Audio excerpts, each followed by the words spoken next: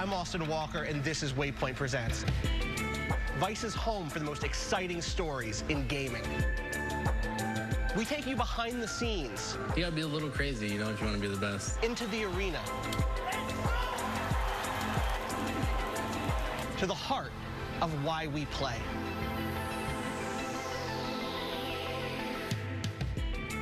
Tonight, we show you what it takes to put the finishing touches on two of the most surprising indie hits of last year.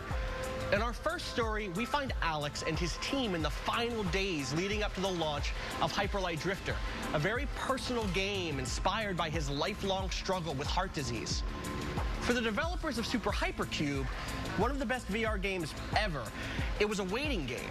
They had the idea, they just needed the technology to catch up. Both let us in to share their stories as the clock ticked toward the deadline for release.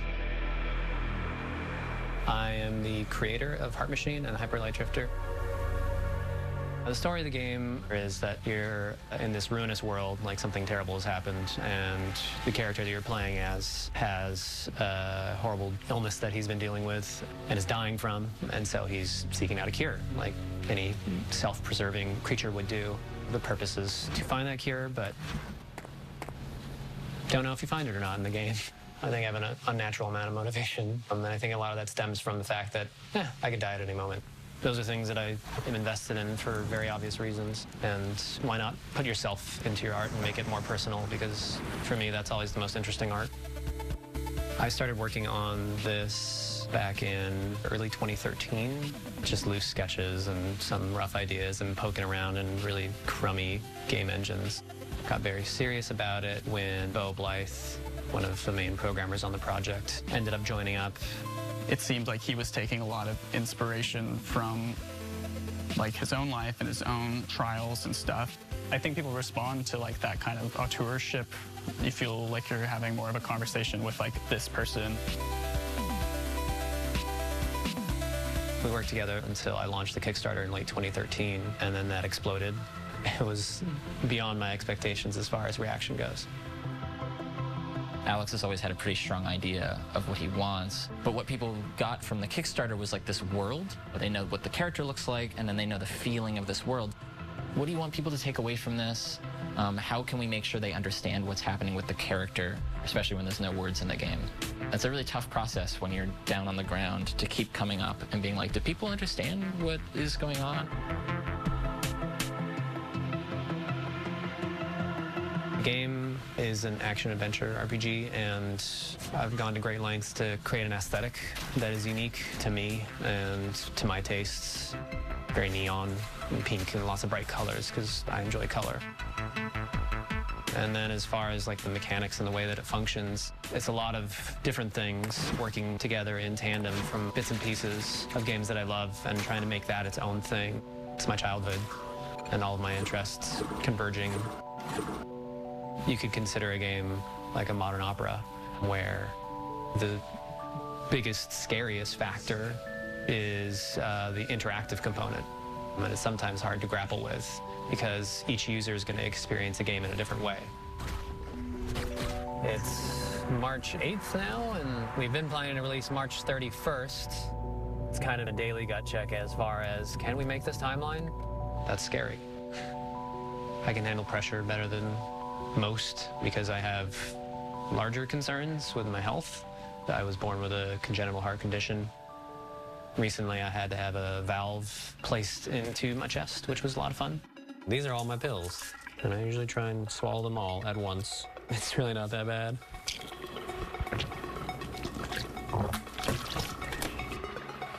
This is what sustains me for most of the day. I don't really care about food, because food doesn't like me very much. So, you food. This is Petrus, my dog. She grunts like a piglet. Like that. That was actually a huge bonding experience for me and Alex growing up, was gaming. Alex is my cousin on my mom's side, and basically he's like a brother to me. There's an extreme amount of suffering that comes from being so dedicated to making a product that's as perfect as you want it to be. And actually, it couldn't have come in a better time considering where he was before he really started that whole process and during with his health.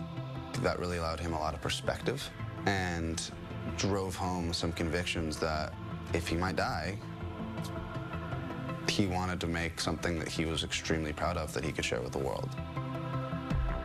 Alex has, in his relatively young life, has lived through a lot of stuff that most of us don't have to deal with until we get into our 60s or 70s. You know, he is surviving and getting by, but I do think that he feels that there's a guillotine hanging above his head, and at any moment, something could happen and it could drop. He's almost like a walking dark comedy. And he'll come in and he'll seem depressed at first, but then he will say these really funny things. The day after we replaced his valve, and I was showing him how the balloon was sort of moving back and forth in his pulmonary artery, and he essentially said, "Oh gosh, it looks like you were fisting my heart." Sorry. That's what he said, which I thought was pretty funny for a patient to say about his own heart. Can we review what we did last week? Because last week was kind of a good one also. You ended up getting YYC to work because Russell fixed it after I sat with him for 6 hours in the morning. Worst case scenario crashes. Yeah, and has a massive memory leak. We're so close to releasing it. We're like, no, this needs to be in, or this doesn't work, or we have to add this. Get back to work. We're going through and we're playtesting as much as we can personally to be like, what would a user do here? And we tried 100 different ways in this one level with this one enemy.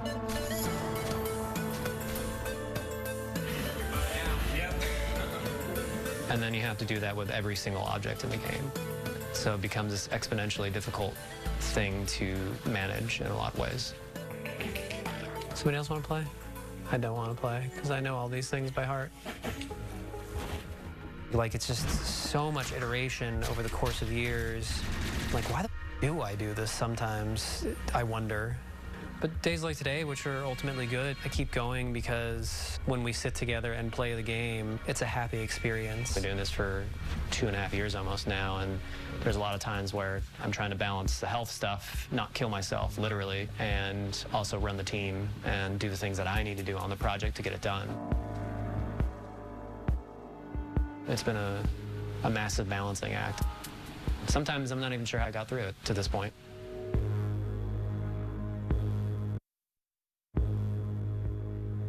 Today's our launch. Well, technically midnight, so I include it as today. I want to get done, and I don't want to waste any time. We had our announcement trailer last week go up to announce the actual release date of the 31st, which was scary in itself because, like, even a week ago, I was like, are we going to be done on the 31st? I don't know if that's possible. Everyone on the team is tired. I think Sean didn't sleep yesterday. I think he's probably sleeping right now. We still have a bunch to do before we can actually make a build. Once we make a build, probably around 4 or 5 o'clock this afternoon, probably start to upload it to whatever digital platforms that we have to do it on. It always comes down to the wire, so who the knows if that's a real timeline? I just feel tense, mostly. I feel like I'm hallucinating, but you gotta do what you gotta do. I was working on a credit sequence because before it was one giant block of text that slowed down our engine game maker. So I had to like recode that. It was pretty stressful. Can I see the big block? Yeah, the big block is this. Okay. It's split into two, so. Yeah, that looks good. We have a lot of different things that we have to get done, and we don't have a lot of bodies or manpower to do it. What is that? That's the mouse cursor. Whoa. Yeah, you're not using the ones that I made, which are these, which is the whole purpose. Do you want that changed? Kinda, yeah. It's super intense right now. It's like, well, where do we want to spend these last hours?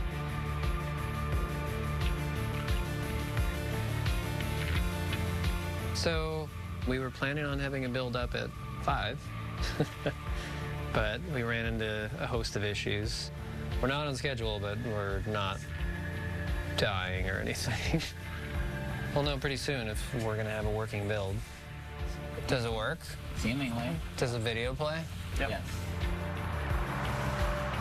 We're uploading the game to GOG's server. The uploading says it's going to take 11 hours, so we don't have that time, so I'm going to connect into an Ethernet cable. What does yours say, 400 hours? Mine's 6 hours. Yeah, we should launch in 6 hours. It's our dumb fault for trying to launch on so many platforms at once. Hey, no yawning. Oh, and said he's done uploading. We get to release our game. Okay. Are you ready? Are you ready? Click the button. Click Click the button. Click the button. Oh, we're releasing it! Deep breath.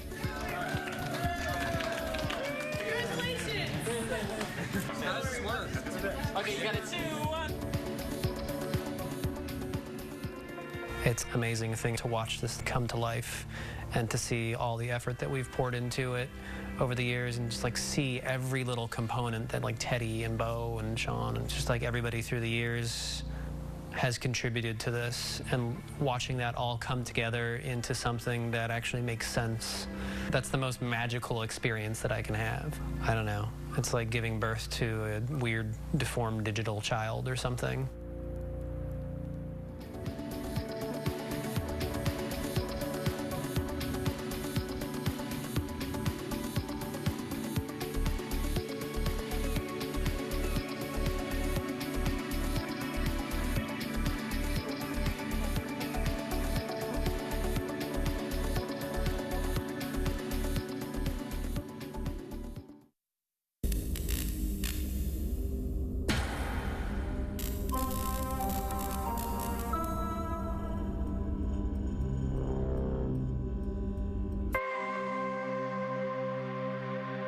When the current wave of VR started happening, and we're trying all the demos are very simple, right? It's just you're in a house. Whoa, look at this house that I'm in right now, or like you're in space or you're underwater.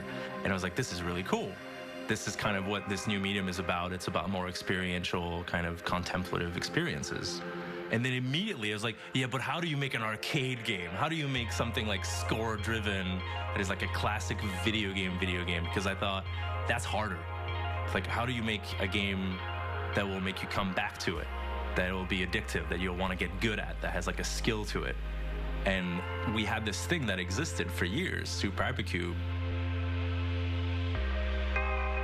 And it would just immediately click like, oh, this is what we should do. Let's start working.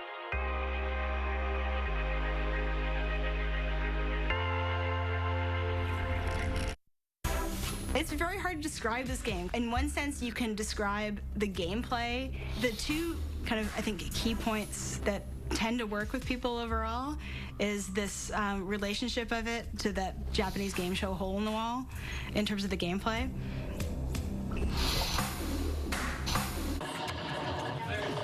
Video games is always what I wanted to do my whole life. There was no doubt that that was the job I wanted.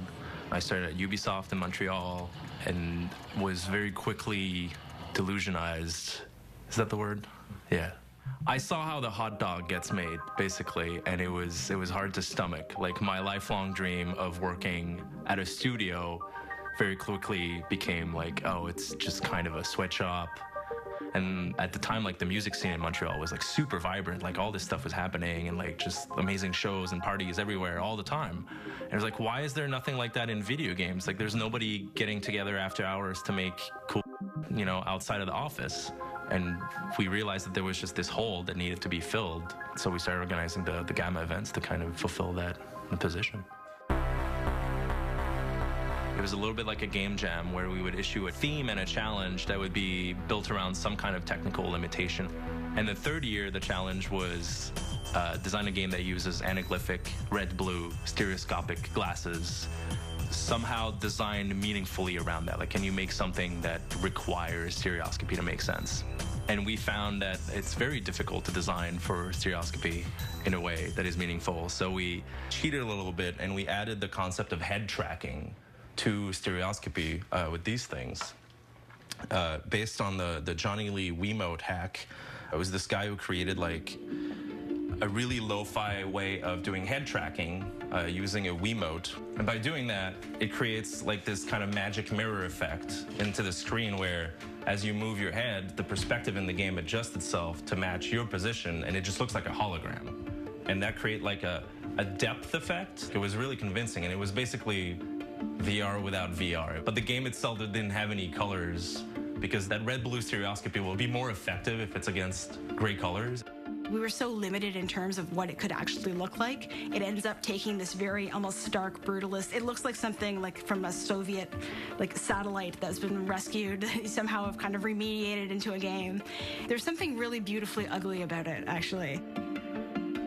The Hypercube was a little side project. You know, we only had 2 or 3 months to develop it before the event. And then after the event, we didn't keep working on it. Like, we showed it at parties, but it was always that same version. And that version just lay dormant for a number of years until the Oculus Rift first came out, the first version, which didn't do head tracking. The Oculus DK1 only had, like, the gyroscopes. It didn't track your movement at all. And that's when we started talking to Sony. We got in touch with them. It was like, yours does head tracking, right? And it's like, yeah, no problem. And then we started developing that version in earnest. Like, okay, now we have the hardware works. Technology has finally caught up to our original idea. We've got all the pieces. Let's start working. And I did all the sound design for the game. There isn't really music per se. Like, the game itself has a rhythm to it. And so to have just canned music going that has its own tempo, that has its own rhythm, doesn't make sense. Like, it clashes with the actual rhythm of the gameplay. The other thing about the current VR technology is that we're not limited to the anaglyphic 3D anymore. So it opened up what the environment could look and feel like, which for me was the most important thing about bringing it into VR in the first place. It comes back to what I was saying earlier, in that VR has a certain nostalgic aspect for me. It's kind of retro-futuristic, almost by nature. And then very quickly the idea became, what if VR was like a viable technology in the late 70s, early 80s? Like the computer interfaces in old movies, when you see like the targeting computer in Star Wars, or the neon streets of Blade Runner, that kind of grain and warmth. Most of that design was a collaborative process. We had images that we brought forward. So in particular, my one I was always championing, because it's so ridiculous, is Xanadu. Xanadu was my one where I was like, yes, this game looks like this really terrible roller skating movie from the late 80s. This feels like it's the right sort of direction to be in. Also, the various levels that draw upon James Turrell's work has always been my favorite part of the game. And just having a VR environment where it felt perceptually different, like felt like I was completely and utterly in an alien space. That just seemed way more interesting to me than trying to kind of recreate an actual space. And that's what we got with this one that we could not get with the other technologies.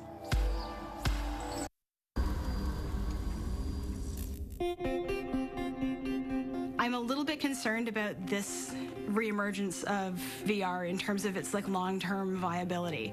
It's, I think, an uphill battle to show people what you can actually do with the technology. People aren't sure why they would want it yet. And that maybe VR's time will be the next time it comes around, when it's a little bit cheaper, when it's a little bit more accessible for people overall. I think the PSVR has a real shot of being the one device that kind of democratizes the idea of VR to the masses. The same way that, you know, iPhones, when iPhones first came out, people were like, what's the point? Like, I just need to make calls and send text. Why would I need a portable computer in there? And now it's like, well, you know, everybody has an iPhone. I'm hoping that VR becomes that ubiquitous. Like, VR is not a new console for video games. It's not a new platform. It's just a new interface. And you will be able to apply anything to that interface.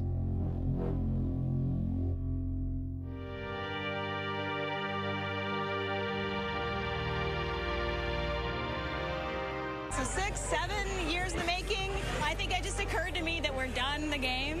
Like, we officially pressed the button a few days ago, but now it feels like it's actually really out there. It's fantastic. It's so exciting to think we're one of the very first titles ever to come out for this new kind of video game, like, that's thrilling.